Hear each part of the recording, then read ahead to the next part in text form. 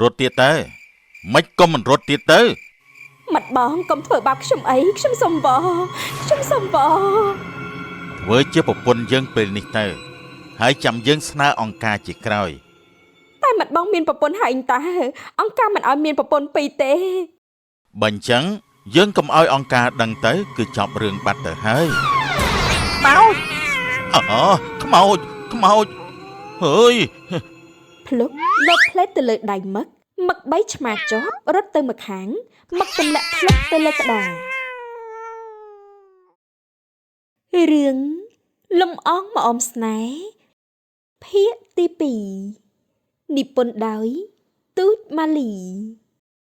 នៅពេលដែលយើងតែងតែមានអារម្មណ៍ថាហាក់បីដូចជាមាននរណាម្នាក់កំពុងតែដង្ហែហៅនឹងរងចាំយើងប៉ុន្តែមិនដឹងថាជានរណាឲ្យប្រកាសមុខមាត់យ៉ាងម៉េចចម្ងល់ពីមួយថ្ងៃទៅមួយថ្ងៃវាចេះតែកើនឡើងជាលំដាប់ក៏ដូចភ្នំសំណាងថតផ្ទះឃើញស្រមោលអោមបន្តិចនៅត្រង់បង្អួតក្នុងអេក្រង់កាមេរ៉ាដល់ពេលមើលទៅត្រង់បង្អួតក៏មិនឃើញផ្ទះនេះមានគេនៅហើយហ៎សំណាងដើរទៅចាក់សោរបងផ្ទះ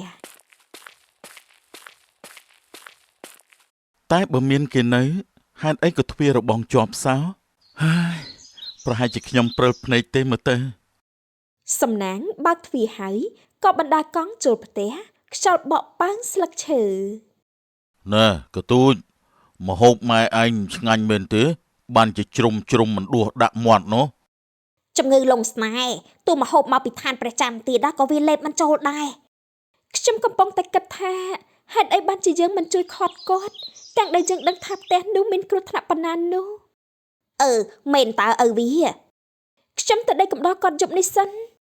ថាហើយទូចក៏បានងើបឈរអង្គុយចុះវិញភ្លាមបាយទឹកអីមិនគិតទេធ្វើដូចជាឯងពួកអូតេះអញ្ចឹង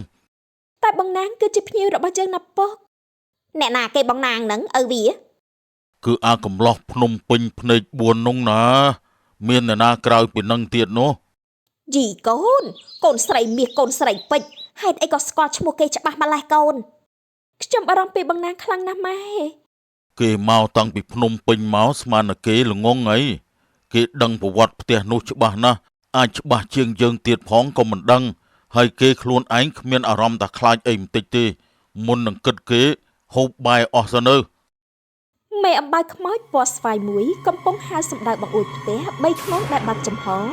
រួចទម្លាក់ខ្លួនទៅលើក្តារចំពេលដែលសំណាងដើរមកវិសនឹងជន់សំណាងក្បង់មេអំបៅយកមកដាក់លើតុធ្វើការរបស់គេណែនាងច្មក់ទៅណាមកណាត្រូវចេះប្រយ័ត្នប្រយែងផងណា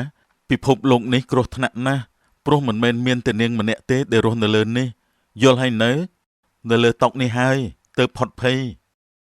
សំណាងបើកទឹកដបផឹករួចដាក់ទៅស្ដាំដៃបាននាងមកអញ្ចឹងល្អហើយព្រោះយើងកំពុងតែអបសង្កជួយគិតយើងបន្តិចទៅមើលការដែលយល់សពឃើញមនុស្សស្រីម្នាក់តែមិនដាល់បានឃើញមុខសោះនឹងស្ទើរទៅរាល់ថ្ងៃនេះតែជាជំងឺឬជាអ្វីឲ្យប្រកាន់ទៅនាងជួយមេអំបៅក៏ហៅទៅបាត់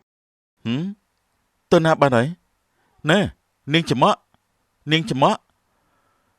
ហើយគ្រាន់តែនៅជួយរកនឹកគ្នាបន្តិចក៏មិនបានតែណាហើយទៅក៏ទៅចុះយើងដឹងថានាងត្រូវការសេរីភាពសំណាងល្អណាសំណាងនិយាយបណ្ដើរាវចាប់ដបទឹកខាងស្ដាំដៃបណ្ដើតែដបបានមកនៅខាងឆ្វេងវិញមុនហ្នឹងដាក់នៅខាងនេះតាមិនក៏មកនៅខាងនេះទៅវិញអូប្រហែលជាខ្ញុំច្រឡំខ្លួនឯងទេយប់នេះហេតុអីក៏ឆាប់ងុយគេងម្លេះណោះទៅម៉ោង10សោះសំណាងក៏ដើរទៅកន្លែងគេងអមសក់សំពងក្នុងសម្លៀកបំពាក់ស្បៃពណ៌ស្វាយកំពុងអណ្ដែតខ្លួននៅជិតដំបូលផ្ទះនិងសម្លក់ទៅកាន់សំណាងដោះអាវចេញហើយឡើងប្រាស់ខ្លួនអមហក់វឹងមករកសំណាងដែលកំពុងដោះវ៉ែនតាទុកនៅម្ខាងធ្វើឲ្យអមឃើញខ្នៅរូបបេះដូងពណ៌ក្រហមនៅលើទ្រូងខាងឆ្វេងអមក៏ទុចងក់ហើយលូកដៃទៅស្ទាបរូបបេះដូង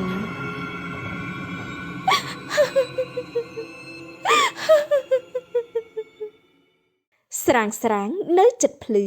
ភ្លុកបរទេះដាក់មឈូសមួយជាមួយពេទ្យនឹងមឹកពួកគេចុះពីរទេះលុបសំដៅទៅផ្ទះ3ខ្នង ណែឲ្យឆាប់បន្តិចមកក្រែងនឹងមានដង្ហើមអីយើងអាចជួយទាន់ពេលឆាប់ទៅអញដើរកដាលមើលនាយមើលអាយផងវើយ ទាំង3នាក់ឡើងទៅដល់លើផ្ទះ នេះដូចជាបន្ទប់នេះហើយចំមានក្លិនតិចហើយហ្នឹងត្រឹមតែមកយប់សពមិនទាន់មានក្លិនទេអញធំក្លិនដែរហ្នឹងថាអត់ទេមិនមែនជាក្លិនសពទេហើយចុះស្អុយហ្នឹងស្អីគេទៅវិញចុះក្លិនផោមអញតាហើយអានេះហើយមកផោមអីពេលហ្នឹងអញ្ចឹងអញទប់ដែរប៉ុន្តែទប់វាមិនជាប់ធ្វើម៉េច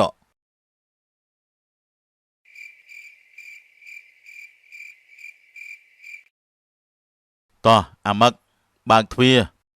ពីរអ្នកឯងខ្ពស់មិនក៏មកប្រចាំគ្នាទៅវិញព្រោះអារឿងលោបបើកទ្វារលួចមើលហ្នឹងវាជាជំនាញរបស់ឯងក្រៅពីផឹកលើកលែងម្ដងទៅអីអើយតវ៉ាណាតវ៉ាឆាប់ទៅ មឹករុញបង្ហើបទ្វារយឺតស្រាប់តែឆ្មាមួយហក់ពីក្នុងបន្ទប់មកក្រៅវឹង ខ្មោចហើយ ភ្លុកលោតផ្លេតទៅលើដៃមឹក3ឆ្មាជាប់រត់ទៅម្ខាងមឹកទម្លាក់ភ្លុកទៅលើក្តារ ហើយខំតភ័យឆាប់ចូលទៅមើលទាំងអស់គ្នាចូលរកមើលសំណាងគ្រប់កន្លុកកន្លៀត របស់របរនៅទាំងអស់ទេរួចបាត់មនុស្សទៅណានឹងតិចវាលងហើយវាស៊ីអស់ទៅដឹងហើយវាមិនដែលទេរមើលទៀតតា ស្រាប់តែទ្វារផ្ទះនិងទ្វារបង្អួចទាំងអស់បិទទាំងអស់ជិតឆឹង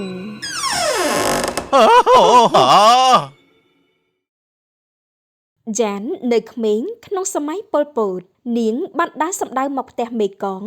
យ៉ានទទួលក្រមាចំណែកឯមេកងកំពុងហូបបាយជាមួយមាន់ស្ងោរយ៉ានបើកទ្វារចូលមកឈរពីក្រោយមេកងចូលមក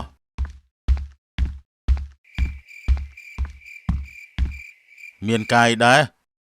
ខ្ញុំមកសុំមិត្តបងទៅមើលពុកឈឺនៅឯផ្ទះមិត្តនារីឯងជាពេទ្យមែនទេចាអត់ទេបើអញ្ចឹងមិត្តឯងទៅធ្វើស្អីនៅភូមិគេមានពេទ្យមានថ្នាំហើយតែខ្ញុំចង់ទៅឃើញមុខគាត់ព្រោះជប់នេះអាចជាថ្ងៃចុងក្រោយរបស់គាត់ហើយតែបើមិត្តឯងទៅហើយធ្វើឲ្យគាត់ជានឹងធ្វើឲ្យគាត់រស់ចាំទៅខ្ញុំសូមវល់មិត្តបងយ៉ានលុតជង្គង់អង្វរមេកងនិងដោះក្រមាជូតទឹកភ្នែកមិត្តឯងនៅតែកងងាកមុខទៅឃើញសម្រស់យ៉ានក៏ហើយណ៎ហើយមកងើបមកអង្គុយសិនមកកងទាញយ៉ានឲ្យមកអង្គុយនៅកៅអីមួយពីមុខគេអរគុណខ្លាំងណាស់មិត្តបងអញ្ចឹងខ្ញុំលាសិនហើយឈប់សិនមិត្តនារីហូបបាយហើយនៅចាហូបរួចហើយមិត្តបងតែមិនទាន់ឆ្អែតទេខ្ញុំដឹងអញ្ចឹងហូបបាយទៀតទៅមាន់ស្ងោរនេះឆ្ងាញ់ណាស់បើខ្ញុំសុំទាំងបាយទាំងមាន់នេះទៅផ្ញើពុកខ្ញុំបានទេមិត្តបងបានតាស្រេចតែចិត្តមិត្តនារីចុះក្រំទៅលើថាបានភ្លាមយ៉ានក៏លាតក្រមាចាក់បាយពីឆ្នាំងនិងដាក់មាន់ចូលហើយចងក្រមាស្ពេចេញទៅភ្លាម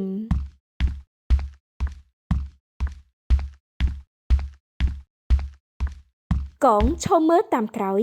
យ៉ានដើររត់កាត់ព្រៃទាំងភ័យស្រាប់តែឃើញកងឈរនៅពីមុខ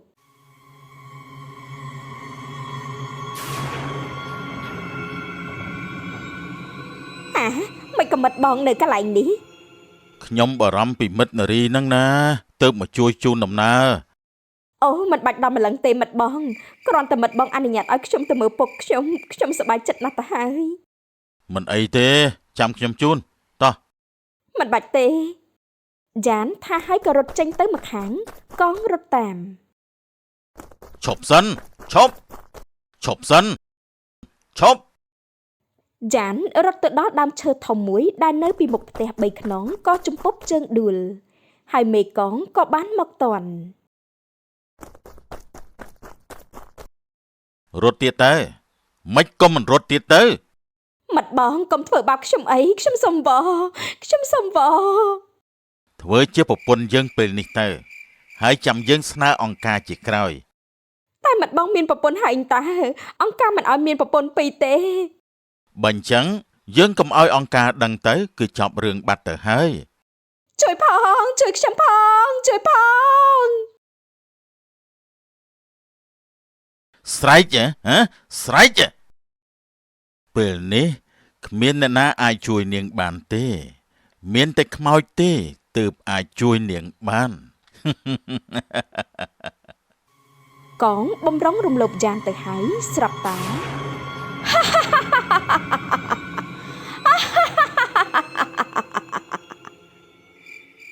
ហ៎អ្នកណាគេឆាប់ចេញមកបើគ្រាន់បើឆាប់ចេញមក ក្នុងពេលដែលកងងាកទៅមើលជុំវិញយ៉ានក៏ប្រងើបដើរទៅពឹងខ្លួនទៅដើមឈើធំ អូនាងឯងចេះខ្លាញ់សំលេងបោកអញផងហ៎ងាប់ទៅ កងហូតកំបិតពីចង្កេះចាក់តម្រង់ទ្រូងយ៉ានតែកំបិតហាក់ដូចជាមិនចូលក្នុងទ្រូងយ៉ានសោះកងភ័យក៏យកដៃបិទភ្នែកកំបិតនៅតែមិនទៅមុខអមប្រកាសខ្លួនហើយមើលទៅលើដី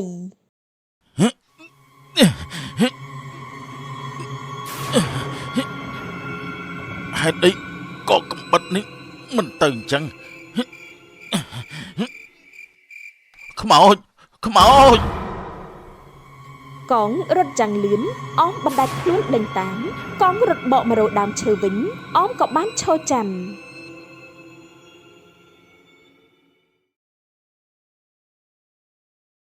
កងទាញកំភ្លើងបាញ់អម មីខ្មោចចង្រៃនាងឯងងាប់ទៅ អមបញ្ជីកំបិតដែលនៅលើដីឲ្យហោះទៅបុកទម្លុះទ្រូងកង អូយអឺ អមហោះទៅរើសសំពីបាយនិងមាន់ស្ងោរយកទៅដាក់ក្បែរយ៉ានដែលបានសន្លប់ហើយក៏រលីខ្លួនបាត់ទៅយ៉ាននិទានរឿងទូចអោបសំណាងឡើងស្អិតល្មមបានហើយអីមីកតូចកូនមកពីម៉ែឯងនិយាយរឿងគួរឲ្យខ្លាចពេកធ្វើអី នៅពេលដែលមីងបានជួបផ្ទាល់អញ្ចឹងតើមុខមាត់គួរឲ្យខ្លាចទេ មានបាត់ឃើញមុខឯណាឃើញតែពីក្រោយរហូតហ្នឹងណាមួយមិនហ៊ានមើលផង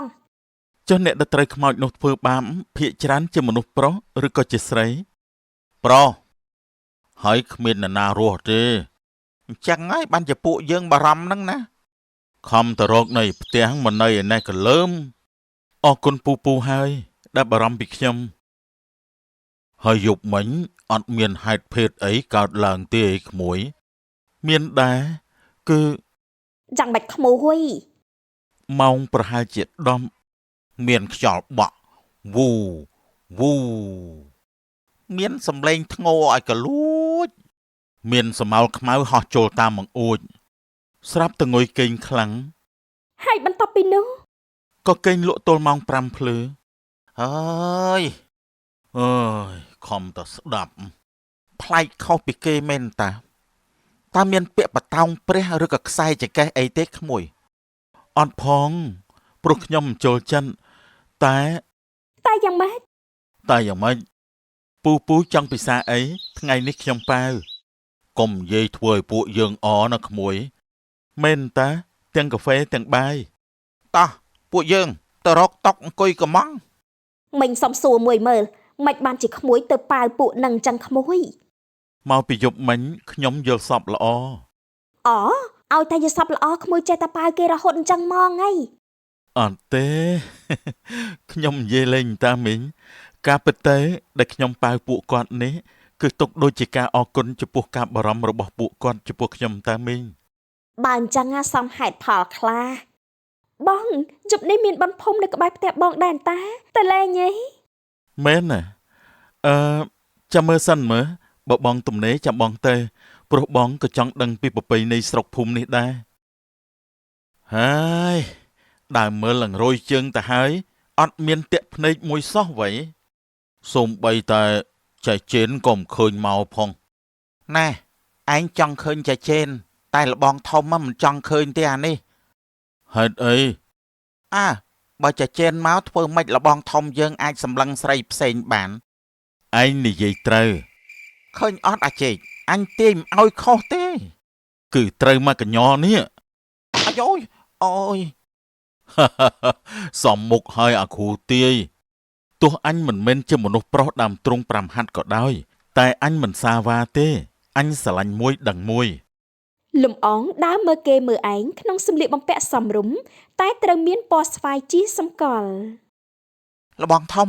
ដូចជាប្លែកមុខនៅខាងនោះនៅណា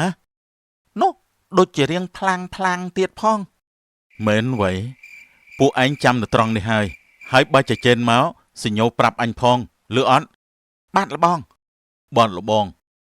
មុលដើរសំដៅលំអងដែលកំពុងឈរមើលគេ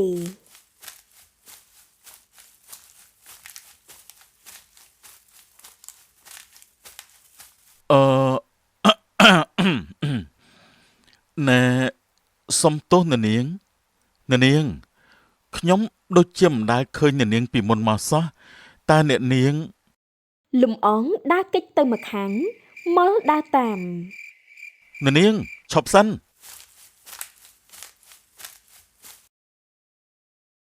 ណែពួកឯងមកណែ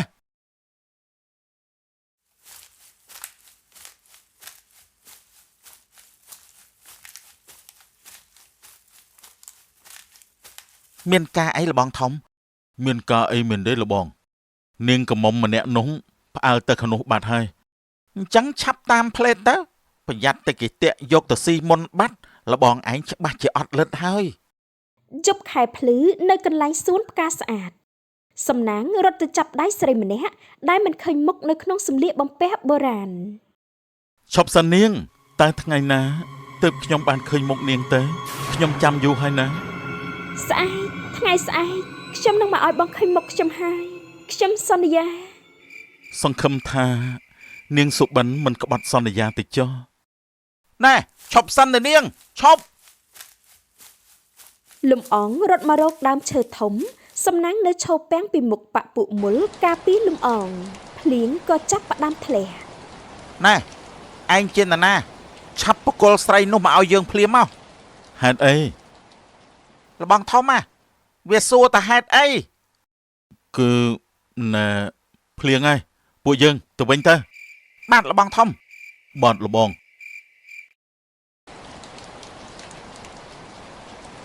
លំអងត្រូវភ្លៀងរងាញាក់សំណាងក្រឡោះឆាត់បាំងឲ្យលំអងងើបមើលមុខសំណាង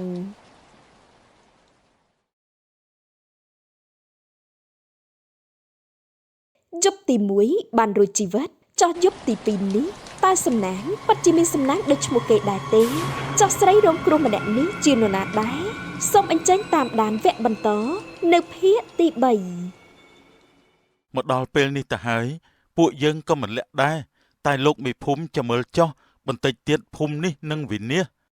និយាយទៅដោះមិនក៏អញចេះតែដាក់ទំនាយភូមិនេះយ៉ាងហ្នឹង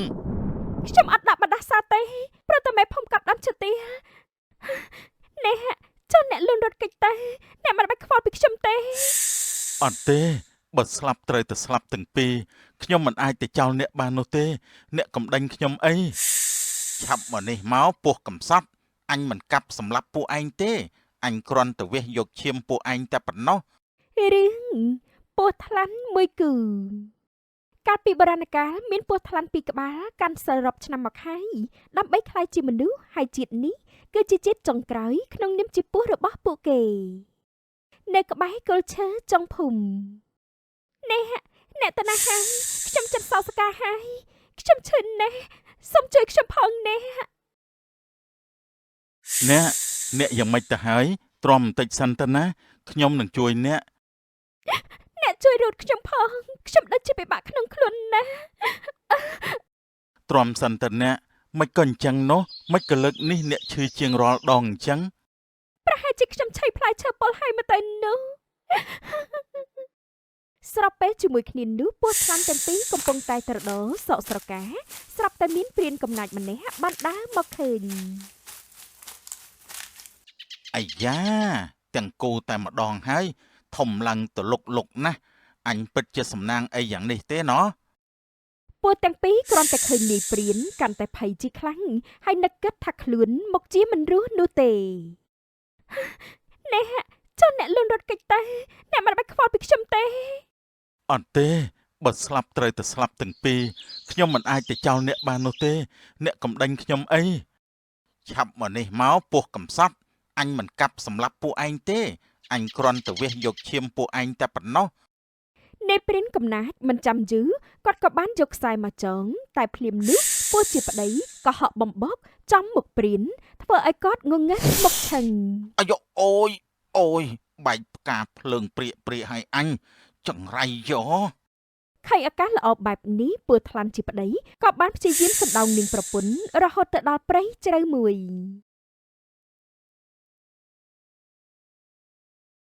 នៅក្នុងព្រៃជ្រៅ តែអ្នកយ៉ាងម៉េចទៅហើយ ខ្ញុំមិនអីទេខ្ញុំអរគុណទឹកចិត្តអ្នកណាស់ដែលមិនបោះបង់ខ្ញុំនោះ ពួកយើងជាប្តីប្រពន្ធស្មោះស្ម័គ្រស្លាប់រស់នឹងគ្នាច្រើនភពច្រើនជាតិណាស់មិននឹងអាចចោលគ្នាបាននោះ ចាន់នេះតែនេះខ្ញុំសក់សកាទីនេះហើយខ្ញុំទ្រាំអត់បានទេ បានចាំខ្ញុំជួយអ្នក ពស់ថ្លាន់ប្រពន្ធខំប្រឹងសក់ហើយសក់ទៀតចំណែកឯពស់ថ្លាន់វិញក៏នៅមើលថែមិនទៅណាឡើយភ្លាមនេះក៏មានយុគទេវតាបានបង្ហាញខ្លួនចេញមក អ្នកទាំងពីរពិតជាគូស្នេហ៍ស្មោះស្ម័គ្រមែនមិនយូរទេអ្នកនឹងមានបុណ្យគ្រប់គ្រាន់កើតជាមនុស្សបានហើយតើពិតទេក្រាបទូលទូបង្គំសប្បាយចិត្តណាស់ពេលដែលបានឮបែបនេះចូលអ្នកសប្បាយចិត្តចុះព្រោះនេះជាជាតិចុងក្រោយរបស់អ្នកហើយណាដឹងទេក្នុងការដែលកើតមកជាពស់នោះ មានន័យថាសោះតែមួយជាតិទេពួកយើងបានខ្លាចជាមនុស្សហើយមែនទេ មែនហើយតែយើងមានរឿងចង់ឲ្យអ្នកទាំងពីរធ្វើក៏ជាការបំពេញសិលបារមីបង្គ្រប់ផងដែរទូបង្គំស្ម័គ្រចិត្តហើយទោះបីជាឈឺវេទនាយ៉ាងណាក៏ព្រមដែរក្រាបទូលសូមទ្រង់បញ្ជាមកចុះយើងជារុក្ខទេវតាមិនចង់ឲ្យអ្នកភូមិកាប់ព្រៃតំបន់នេះទេពួកគេនឹងជួបគ្រោះធម្មជាតិជាមិនខាន តែទ្រង់ចង់ឲ្យពួកយើងធ្វើបែបណាទេព្រះប៉ោ ចូលអ្នកទៅហាមឃាត់អ្នកស្រុកកុំឲ្យកាប់ព្រៃឈើជាពិសេសគឺដើមឈើទាលមួយគូនាមាត់ភូមិផងដែរតែដើមឈើទាលនោះមានលក្ខណៈពិសេសអីទៅក្រាបទូល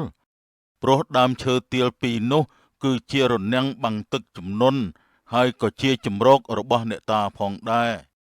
តើហេតុអីបានជាពួកយើងទៅការពារជំរកអ្នកតាទៅវិញនោះ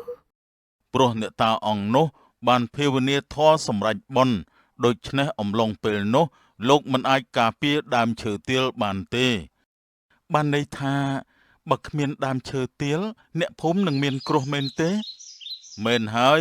ដើមឈើទាលនោះប្រៀបដូចជាបេះដូងនៃភូមិនេះយ៉ាងអញ្ចឹងដែរណាពស់ទាំងពីររុក្ខទេវតាទុកចិត្តចុះពួកទូមង្គមនឹងធ្វើឲ្យបានល្អបំផុតមិនឲ្យអ្នកស្រុកមានគ្រោះថ្នាក់ទេល្អណាស់ពួកអ្នកទៅចុះហើយរសៀលយាមពីរអ្នកនឹងប្រែជាមនុស្សរស់នៅជាមួយអ្នកស្រុកដោយគេឯងមិនខាន ពួកយើងទទួលយកនឹងត្រង់ត្រាប់ឲ្យព្រះប៉ោទុកចិត្តចាស់ទោះត្រូវស្លាប់ក៏ពួកយើងការពារដាំឈើទៀតដែរពស់ថ្លាន់ទាំងពីរហេតុថាមានចិត្តចង់សន្សំបុណ្យពួកគេក៏លូនទៅកន្លែងមួយលឺរំលងបានពីរយាមពួកគេក៏ប្រែរូបជាមនុស្សប្រុសមនុស្សស្រីពីរនាក់ពិតមែននេះខ្ញុំខ្លាចជាមនុស្សបានហើយខ្ញុំសប្បាយចិត្តណាស់អារម្មណ៍នេះគូបរនីបែបណាទៅផ្សំនោះ ខ្ញុំក៏សប្បាយចិត្តដែរទោះជារូបរាងកាយបដោះអាសន្នតែក៏មានសេចក្តីសុខណាស់ នេះមិនចាំពួកយើងគួរតែមានឈ្មោះដើម្បីឲ្យល្អទេ ខ្ញុំក៏គិតអញ្ចឹងដែរ មែនហើយនេះខ្ញុំគួរតែឲ្យអ្នកថាថៃសុតចាស់ ណែចំណែកអ្នកវិញខ្ញុំហៅអ្នកថាម៉ាលីកាចុះណា ពីរោះណាស់តែបំផុតពួកយើងមានរោគរាងជាមនុស្សហើយក៏មានឈ្មោះហើយដែរនេះជាការតបកិច្ចរបស់ប្តីប្រពន្ធពស់ថ្លាន់ទាំងពីរតើនឹងមានអ្វីកើតឡើងនោះព្រោះនាយព្រានក៏បានឃើញហេតុការណ៍អស់ទៅហើយ ទោះពួកឯងខ្លាចជាមនុស្សក៏ដោយ ក៏អញតាមយកស្បែកនិងឈាមពួកអញឲ្យបានដែរ នៃព្រានមានកម្រងចង់បានស្បែកពស់និងឈាមពស់ដូច្នេះគាត់តែងតែរកវិធីធ្វើយ៉ាងណាឲ្យពួកគេខ្លាចជាពស់ឲ្យទាល់តែបាននៅក្នុងភូមិ អ្នកខ្ញុំចង់ទៅមើលដើមឈើទាលនោះណាតើវាមានរូបរាងបែបណាទៅតាមកិនប្រហែលជាត្រង់ខ្ពស់ណាស់ហើយ ចាន់នេះខ្ញុំទៅជាមួយអ្នកចោះព្រោះខ្ញុំក៏ចង់ឃើញវាដែរណាប្តីប្រពន្ធទាំងពីរបានសម្ដៅទៅកាន់ដើមឈើទាលនោះស្រាប់តែពួកគេបានឃើញឈ្មួញម្នាក់កំពុងតែនិយាយម្នាក់ឯងថា ដើមឈើទាលនេះធំត្រង់ល្អណាស់តើមេភូមិនឹងលក់វាទេណោះបើបានគ្រប់ទឹកហើយអញ លើបែបនោះហើយពស់ជាប្តីក៏បាននិយាយថា លោកក៏មានបំណងចង់បានដើមឈើទាលនេះអីដើមឈើទាលនេះជាបេះដូងរបស់អ្នកភូមិណាលោកព្រោះហេតុអីទៅជាបេះដូងស្អីនិយាយអីប្លែកបែបនេះនោះ ព្រោះដើមឈើទាលនេះជាដើមឈើបុរាណដើមឈើទាលនេះជាជីវិតអ្នកភូមិវាជួយការពារអ្នកស្រុកបានច្រើនណាស់ពីគ្រោះធម្មជាតិផ្សេង អ្នកទាំងពីរជាម្ចាស់នៃភូមិមែនទេបានជានិយាយបែបហ្នឹងវាជារឿងរបស់ខ្ញុំទេកុំមកចេះដឹងការរកស៊ីរបស់ខ្ញុំអី តែលោកមិនអាចចម្រុងចម្រើនទេជឿខ្ញុំចោះណាលោក ចំជាអត់បានការមែនអ្នកភូមិនេះពិតជាបុរាណពេកហើយដឹងទៅមានអបិយជំនឿស្អីទៀតសម័យនេះទៅហើយនោះ នេះឈ្មួញមិនចាប់អារម្មណ៍សម្ដីប្តីប្រពន្ធពោះទេគាត់មិនបដូរគោលដៅឡើយក្នុងការរលំដើមឈើទាលនោះ តើគិតបែបណាទៅអ្នកបរោះនេះដូចជាមិនខ្វល់ពីសុខទុក្ខរបស់អ្នកភូមិនេះសោះឬមួយក៏គេមកពីស្រុកផ្សេងទេដឹង សង្ឃឹមថាលោកមេភូមិដែលជាអ្នកគ្រប់គ្រងគ្រប់តាមជំនឿបុរាណនឹងមិនលក់ដើមឈើទាលនេះចាស់ប្តីប្រពន្ធកំពុងតែនិយាយគ្នាស្រាប់តែព្រានក៏បានចូលមកម្ដងទៀតធ្វើឲ្យប្តីប្រពន្ធផាត់ភ័យភ្លាមមួយរំពេច សួស្ដីអ្នកទាំងពីរតើអ្នកទាំងពីរកំពុងតែធ្វើអីដែរអូគឺណែពួកយើងមកមើលដើមឈើទាលនេះឯងលោកដូចជាភ័យម្លេះយើងគ្រាន់តែជាអ្នកចាប់ពស់វាសយកស្បែកមិនមែនសម្លាប់មនុស្សឯណា គឺអត់ទេពួកចាំមិនបានភ័យឯណាគ្រាន់តែមិនក្តៅពេកក៏បាច់ញ៉ាំតែម្ដងទៅ បើលោកគ្មានកិច្ចការអីទេពួកខ្ញុំលាទៅវិញហើយតោះអ្នកពួកយើងទៅវិញ ប្តីប្រពន្ធទាំងពីរហេតុថាជាមនុស្សក៏ដោយតែពួកគាត់មិនភ្លេចថាព្រាននោះជាព្រានកាប់ពស់ដ៏សាហាវទេ ឈប់សិនបញ្ញាប់ទៅណាខ្ញុំសុំសួរបន្តិចបានទេ តើអ្នកចង់សួរអ្វីដែរទេព្រានមានចេតនានិយាយបំភ័យពួកគេមិនឈប់សោះឡើយព្រោះព្រានដឹងច្បាស់ថាពួកគេគឺជាអ្នកណាហើយមកពីណាផងដែរ ខ្ញុំចង់សួរថាតើមានស្គាល់កលាញ់ដែលពស់ថ្លាន់មកគូរស់នៅទេសូមប្រាប់ខ្ញុំផងខ្ញុំចង់យកក្បាលវាពួកខ្ញុំមិនស្គាល់ទៅពួកខ្ញុំមិនដែលឃើញពស់ថ្លាន់ផងហ្នឹងពិតមែនទេពិតជាមិនដឹងមែនអីតែខ្ញុំមានអារម្មណ៍ថាពួកវាដូចជានៅក្បែរនេះណា បើអញ្ចឹងលោករកបន្តទៀតចាស់តែខ្ញុំថាលោកកុំសម្លាប់សត្វទៀតអីវាមានបាបណាស់ណាលោក បាបស្អីពួកសត្វវាកើតមកជាអំណោយរបស់មនុស្សនោះទេយើងចង់កាប់សម្លាប់មានតែបាបស្អីពួកគេក៏មានវិញ្ញាណមានអារម្មណ៍ចង់ដឹងចង់រស់ដូចគ្នាដែរបើលោកយាយីពួកគេហើយអត់មានបាបទៀតទេ មែនហើយលោកគួរតែឈប់ទេ បានហើយតោះអ្នកយើងទៅវិញថ្ងៃជ្រេណាស់ហើយ និយាយហើយប្តីប្រពន្ធក៏បានដើរហួសទៅព្រមទាំងជះស្រមោលមកជាសត្វពស់ទៀតផងព្រានឃើញហើយក៏បាននិយាយថា ចាំមើលចុះថ្ងៃណាមួយពួកឯងមិនរួចខ្លួនទេអាពស់ថ្លាន់ព្រៃឲ្យពួកឯងរស់ជាមនុស្សសិនចុះ កន្លងទៅមួយរយៈឈ្មួញក៏បានវិលមកម្ដងទៀតរួមជាមួយនឹងមេភូមិផងដែរនៅចិត្តដើមឈើទាល លោកមេភូមិខ្ញុំឲ្យតម្លៃលោកមិនថោកទេណាតើលោកយល់យ៉ាងណាដែរចំពោះការទិញលក់នេះខ្ញុំពិតជាព្រមឲ្យទៅបានតម្លៃថ្លៃខ្ញុំមិនទុកទេដើមឈើទាលនេះនោះនាំទៅពិបាកទើសទាល់ផ្លូវណាបើអញ្ចឹងខ្ញុំក៏មិនទុកយូរដែរណាខ្ញុំនឹងកាប់រំលំក្នុងថ្ងៃនេះទៅចុះបានសូមលោកកាប់ចុះខ្ញុំក៏ចង់ឲ្យទីនេះទូលាយដែរស្រួលបើកតូបលក់ដូរនោះអីឆាប់កាប់ទៅលឿនឡើង លុះនេះឈ្មួញកាប់បិចវុនពូថៅធ្វើឲ្យគ្រួសារពស់ដឹងដល់ញៀននេះខៃសោតក៏និយាយនឹងប្រពន្ធថានៅផ្ទះប្តីប្រពន្ធពូ អ្នក មានគេមកកាប់ដើមឈើទាលហើយឆាប់ឡើងមិនអាចនយោទៀតបានទេអាចខកពេលបានណា ចាន់ណែពើយើងប្រញាប់ទៅនៅចិត្តដើមឈើទាល ឈប់សិនលោកមេភូមិសូមលោកបញ្ឈប់ទៅប្តីប្រពន្ធបុរាណនេះទៀតហើយអីកុំប្រាប់ថាមកនិយាយអំពីរឿងដដែលនោះណាចំជារំខានការរកស៊ីរបស់យើងណាស់ មែនហើយបើលោកកាប់អ្នកភូមិមកជាគ្រោះថ្នាក់មិនខានទេសូមបញ្ឈប់វាក្នុងពេលនេះទេ មានរឿងអីនេះជារឿងបុរាណពេកហើយដើមឈើនេះវាចាស់ណាស់ហើយណាខ្ញុំចង់លក់វាចេញទុកវាក៏មិនចំណេញដែរតែលបងខ្ញុំនិយាយការពិតណាអរិយព្រឹកព្រៃនឹងខឹងសម្បាមិនខានទេបើសិនជាគ្មានវាថាម៉េចហ្នឹងតើវាជាការពិតអីពួកអ្នកដឹងពីណាមកខ្ញុំដូចជារៀងព្រឺសម្បុរណាខ្ញុំឲ្យប្រាក់រួចហើយលោកក៏មិនអាចដកពាក្យសម្ដីបានដែរឆាប់នាំប្តីប្រពន្ធនេះចេញភ្លាមទៅ លោកមេភូមិសូមបញ្ឈប់បរោះនោះទេឈប់ទៅ អ្នកទាំងពីរចេញទៅខ្ញុំមិនចង់ឲ្យគេមកចាប់អ្នកទៅអប់រំទេរាប់តែខ្ញុំទុកមុខឲ្យទៅចុះណាថយចេញទៅមិនបានទេពួកខ្ញុំសុកចិត្តបដូរជីវិតដើម្បីការពារដើមឈើទាលមួយនេះទោះបីជាត្រូវស្លាប់ក៏ដោយ មែនហើយសូមលោកមេភូមិមេត្តាកំកាប់ដើមឈើទាលនោះអីសូមមេត្តាអ្នកភូមិផងទៅ មើលទៅប្តីប្រពន្ធនេះមិនចេញទេលោកមេភូមិជួយដោះស្រាយភ្លាមទៅឆាប់ឡើងរំខានខ្លាំងណាស់ មេភូមិនឹងឈ្មួញរញច្រានប្តីប្រពន្ធនោះមួយទំហឹងក្នុងពេលនោះដែរនីព្រានក៏បានចូលមកដល់ តើមានរឿងអីបានជាប្រទៀងប្រទង់គ្នាបែបនេះជួយចាប់ប្តីប្រពន្ធនេះចេញឲ្យឆ្ងាយផងទៅរំខានណាស់អ្នកទាំងពីរក៏មិនខានអីទុកឲ្យឈ្មួញគេកាប់ឈើនេះទៅចុះមិនបានទេអ្នកភូមិនឹងមានគ្រោះថ្នាក់អាចស្លាប់បានបើសិនជាគ្មានដើមឈើទាលនេះនោះបើនៅតែបង្ខំទៀតខ្ញុំមានតែចាប់អ្នកទាំងពីរទៅចងទេព្រានរាលោកឈ្មួញមើលទៅពួកគេពិតជារំខានណាស់ជួយខ្ញុំចាប់ពួកគេចងសិនទៅ ប្តីប្រពន្ធចេះតែហាមមេភូមិចេះតែខឹងដូចគ្នាភ្លាមនោះប្តីប្រពន្ធទាំងពីរក៏ត្រូវមេភូមិព្រាននិងនីឈ្មួញចង់ដៃចង់ជើងតតែចោក្រោយកាត់ដើមឈើទាលនោះរួចហើយស្រាប់តែភ្លេចបន្ទោលផងរន្ទះផងជាច្រើនដងគួរឲ្យខ្លាចបំផុត មិនក៏មានផ្ទះបាញ់ទាំងស្រស់យ៉ាងនេះលោកមេភូមិអរិយព្រឹកព្រៃលោកខឹងហើយ លោកមេភូមិគ្រប់គ្នានឹងមានគ្រោះថ្នាក់មិនខានទេចាំមើលចុះ ពិតជាពួកគេទាំងពីរនាំផលចង្រៃមិនខានទេលោកមេភូមិបើមិនជឿទេខ្ញុំពិសោធន៍ឲ្យលបងមើលចុះមិនក៏លោកជឿជាក់យ៉ាងនេះលោកមិនឃើញទេអីប្តីប្រពន្ធនេះចម្លែកណាស់ទៅមកពីស្រុកណាក៏យើងមិនដឹងតើលបងមិនសង្ស័យទេអីនិយាយអញ្ចឹងក៏ត្រូវដែរតែពួកយើងចាំមើលសិនទៅក្រែងយើងធ្វើបាបខុសមនុស្សណាលោកមេភូមិដើមឈើទាលរលំបាត់ហើយ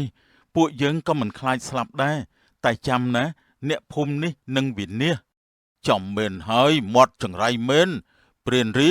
សូមជួយចាប់ពួកគេចងមាត់កុំឲ្យនិយាយទៀតអីឆាប់ឡើងបានតើខ្ញុំនឹងប្រកាសអ្នកភូមិឲ្យមកមើលធាតុពិតនៃបិសាចទាំងពីរនេះផងដែរលោកមេភូមិចាំតែមើលចុះចំណែកខ្ញុំលាទៅមុនហើយខ្ញុំគ្មានពេលមកមើលរឿងអត់ប្រយោជន៍ទាំងអស់នេះនោះទេ នីឈ្មួញគ្រាន់តែនិយាយចប់ស្រាប់តែរន្ទះបាញ់គាត់ស្លាប់ភ្លាម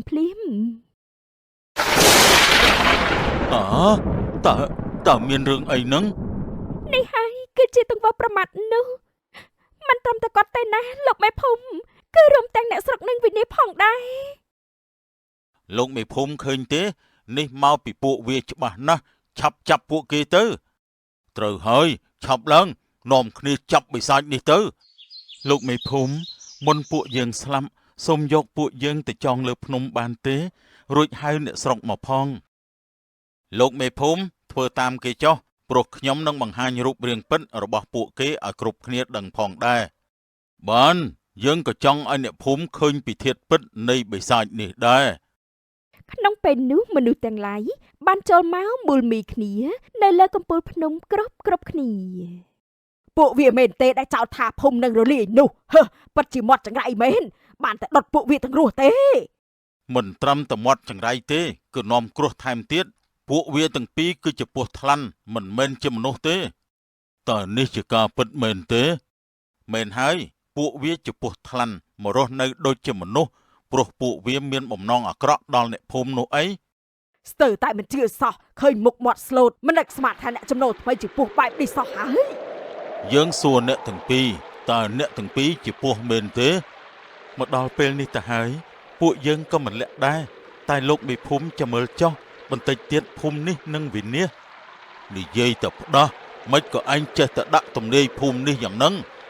ខ្ញុំអត់ដាក់បណ្ដាសាទេព្រោះតែមេភូមិកាប់ដាប់ជាទីសូមម្ចាស់ទឹកចំនួនកំពុងតែបំផ្លាញយើងហើយអ្នកភូមិបានក្រឡេកទៅឃើញថាទឹកចំនួនបានបោកគួចយកផ្ទះសម្បែងគោក្របីរលីអស់គ្មានសល់ អត់ទេអើយគោក្បីខ្ញុំអស់ហើយអើយ មិញចំរន្ធត់ពេកគាត់គិតថានឹងរត់ទៅប្រមូលទ្រព្យសម្បត្តិគាត់មកវិញតែលោកមេភូមិក៏បានហាមឃាត់តន់ អ្នកចំនៅទីនេះហើយឬក៏ចង់ត្រូវទឹកគួចស្លាប់នោះ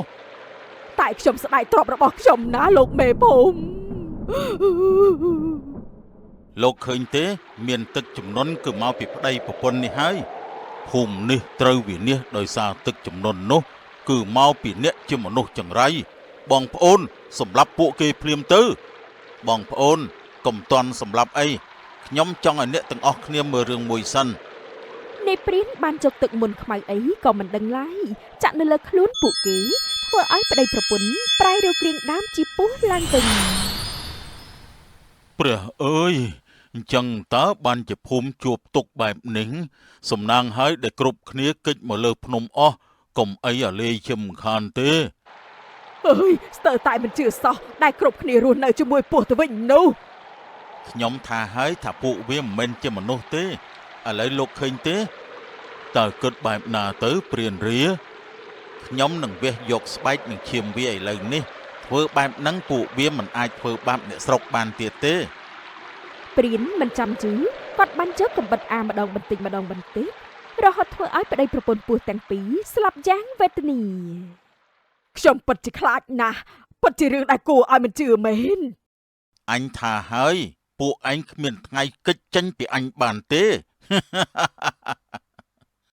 ក្នុងពេលនោះដែររុក្ខទេវតាក៏បានបង្ហាញប្រកាយចេញមករួចបាននិយាយថា ពស់ថ្លាន់អ្នកសន្សំបុណ្យគ្រប់ហើយចូលទៅចាប់ជាតិថ្មីជាមួយមនុស្សក្នុងគ្រួសារដែលល្អនឹងបានជួបគ្នាជាគូគប់ចុះ រុក្ខទេវតាបានធ្វើឲ្យវិញ្ញាណពស់នោះហោះទៅចាប់ជាតិជាថ្មីរួចហើយទ្រង់ក៏មានបន្ទូលបន្តទៀតថា លោកមេភូមិលោកមិនដឹងទេអីថាសត្វពស់មួយគូនេះជាអ្នកមកជួយភូមិនោះមិនអាចទេតើលោកជានរណាលោកគឺជាបិសាចមែនទេយើងជារុក្ខទេវតាយើងចង់ប្រាប់លោកថាប្តីប្រពន្ធពីរនាក់នេះជាពស់សន្សំបុណ្យពួកគេទោះដឹងតែស្លាប់ខ្លួនក៏ដោយក៏ពួកគេមិនខឹងនឹងពួកអ្នកដែរបើមានចិត្តល្អហេតុអីក៏ធ្វើឲ្យមានទឹកចំនួនបែបនេះនោះពួកគេនិយាយហើយថាបើដើមឈើទាលនោះត្រូវបំផ្លាញភូមិនេះនឹងវិនាសនោះអីមិនក៏មិនជឿមិននឹងអាចនោះពួកវាជាបិសាចពស់ច្បាស់ណាស់បើជាបិសាចមិនមែនពួកគេខំជួយអ្នកភូមិនោះទេហើយថែមទាំងសុំឲ្យពួកអ្នកឡើងមកលើកំពូលភ្នំកិច្ចចេញពីទឹកចំនួនទៀតនោះត្រូវហើយរឿងនេះក៏សមហេតុផលដែរ អើយមែនហើយលោករុក្ខទេវតាកូនចៅដឹងខុសហើយសូមមេត្តាបញ្ឈប់ទឹកចំនួនវិញផងទៅ ទឹកចំនួននឹងជន់រហូតទាល់តែភូមិបំផ្លាញអស់នេះមកពីពួកអ្នកគ្មានក្តីគោរពនោះហើយ តែខ្ញុំម្ចាស់ដឹងខុសហើយណាលោករុក្ខទេវតា មេភូមិល្ងងលោកមិនសមជាមេភូមិទេលោកលោភលន់គិតតែប្រយោជន៍ផ្ទាល់ខ្លួនលោកនឹងបាត់បង់ការស្រឡាញ់ហើយនឹងរស់ឯកោជារៀងរហូតអត់ទេសូមមេត្តាផងទូលបង្គំដឹងខុសហើយលើកក្រោយទូលបង្គំនឹងដាំដើមឈើឡើងវិញដឹងខុសល្អហើយតែទោសមិនអាចរលុបបានទេមិនរលុបជារៀងរហូត ហេតុថាភ័យខ្លាចឃើញបែបនោះហើយព្រានដែលជាអ្នកបញ្ចុះបញ្ចូលក៏បានរត់គេចចេញទៅមួយរំពេ បាបកម្មមិនអាចរត់គេចផុតទេចូលអ្នកខ្លាយជាសត្វតូចដែលកើតរមាស់ ជាទីស្អប់ខ្ពើមនៃមនុស្សសត្វទៅចុះអត់ទេអ្នកភូមិដែលស្លូតត្រង់ទាំងឡាយចូលស្រឡាញ់ធម្មជាតិមានហេតុផលមានការគោរពកុំលោភលន់បើអ្នកចង់បានសេចក្តីសុខ ចាប់តាំងពីពេលនោះមកអ្នកស្រុកក៏ទទួលបានមេរៀនដែលពួកគេបានប្រមាថលុះក្រោយមកពួកគេក៏បានព្យាយាមដាំដើមឈើឡើងវិញដើម្បីការពារអាយុជីវិតមនុស្សសាស្ត្រ